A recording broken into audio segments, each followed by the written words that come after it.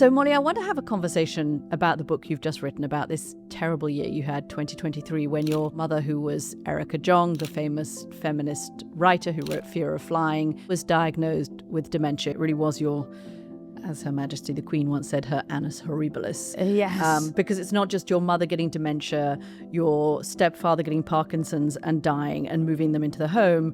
Your husband, Matt, was also diagnosed with cancer, and you're dealing with that. And then his father dies. And then his father, I mean, it's just like, how much can one person take? When my mum died, which was 2020, wow, 5 years ago now. Isn't that funny how at the time it was all I thought about, and now I can't remember if it was 4 years ago or 5 years ago.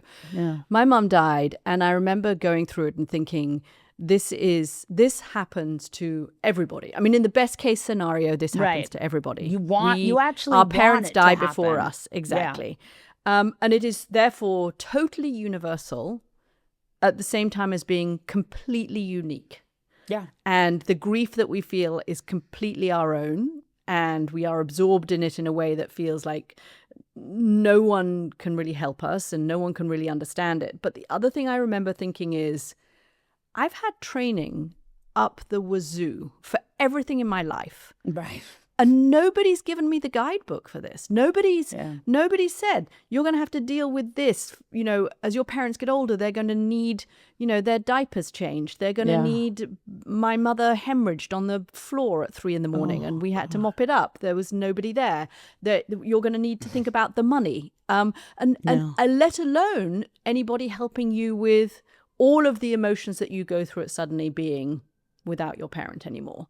And I couldn't. And I'm so glad you wrote this to help people. But why is it? Why have we got to this position where something that everybody goes through, we're left kind of clueless when it comes to it? I think there's a lot of shame about getting older. And I think there's also a lot of shame. I mean, it's fun. It's why I talk about being sober all the time, is because I want to destigmatize alcoholism. I want people to go, oh, I drink too much. I have a disease. I'm not a bad person. I can get help for that disease by going to Alcoholics Anonymous and not by drinking anymore. And that's how I feel about this, too, to a certain extent. I think there's a lot of shame. People don't want to talk about it. People don't want to get older. It's really scary. I mean, when you just think about getting older, it is actually quite scary. Here we are. It only goes one direction. You can't get off. You don't get to skip birthdays. It's just this endless march towards death. And that, and nobody knows what happens after you die. And the human body, I mean, maybe I'm like really in the midlife crisis stage right now, but like, it doesn't get better. Like every year it gets, the body, sort of the skin loses elasticity. Things hurt that never hurt before. I mean, just at every point, our body is telling us like, this is not forever. So what I do think was so interesting about this whole experience with my husband and with the parents and then his father dying and my stepfather dying was that we really, it just gets you into this conversation and of like, why are we here, right? What is the point of all of this? Like, why are we on this planet? And what should we be trying to grab from this human experience before it's too late? Having now gone through the last few years and written this book, do you feel like you have lessons to impart or help to give that is useful? I always thought that there was something, I don't know, because I got sober at 19, I saw the incredible benefit of being able to look at my experience and show it to other people. I got that if you can go through something and share that experience with someone else, that then they can be helped by it. And there's a sort of collective, I mean, it's almost Jungian, right? A collective kind of suffering that can be shared and lessened. I mean, the thing that I always try, especially with my kids, that I always try to say to them, because I feel like it's the one thing that I really feel like I've learned, is that not to feel bad about stuff. Like, this is so much of life is, the rest of the world can make you feel bad, okay, but don't make yourself feel bad about things. The other thing I think that's really helped me and that I say to people is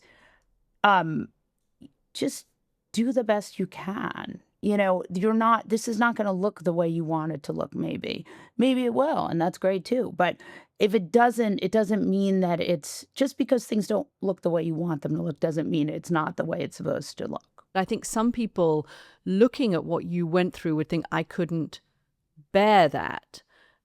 But you have lovely moments in the book where you write about, you take the kids on spring break to California because it's spring break, and you buy groceries, and you have to pick them up from college. And that's life amidst death has to continue. Yeah. And also, I mean, there's this funny, I don't know if I made in the book, but my husband and I had this thing where my aunt died, my stepfather's sister died, and then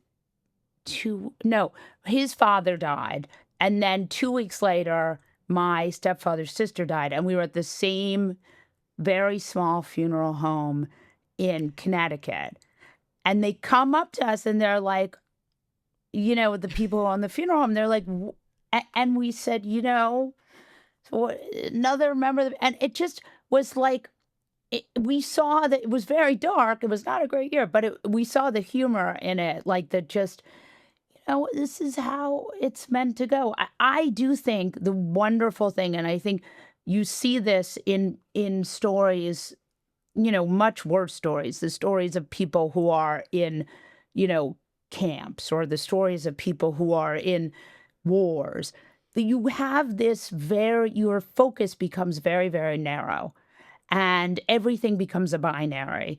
You either can do this or you can do that. And there's something very clarifying about the binary, which I don't think is a bad thing. You start in the book right at the very beginning by saying you have this incredibly intense relationship with your mother, and you're part of her and she's part of you. And I thought, this is going to be a nice book about how much you love your mother, and what a lovely close relationship you have, and how devastated you are. And actually it becomes pretty clear that the relationship is complicated and difficult, and not as close as you had wanted it to be. And your mother had incredibly narcissistic tendencies when you were growing up. And I think that for so many people who go through this process, that makes what you have written even more important, because so many people don't have that loving, easy, rosy, let's pick daisies in the park relationship with their parents. And they feel, when that moment comes, a terrible sense of guilt. I would guess that on average, people have worse relationships with their parents than we think they do. So our generation's just going through this period with these parents who we're losing. And there's a sense when I talk to these people that they feel guilty, that they're sort of stuck and feeling bad. And I definitely felt guilty. And actually, I put in the book, but my husband Shrink says, sometimes when you have narcissistic parents, you feel worse that it didn't work out for whatever reason. What's the guilt? What do you feel guilty about? And what did you feel guilty about when your mother started to get dementia and you made the decision to move her into a home? I mean, I definitely did not ever think I would put first of all, homes have become much better. So there's, just to I don't want to, just to caveat this whole thing, they're much fancier, and people you described this one as the most expensive retirement home in the history of ever retirement homes ever.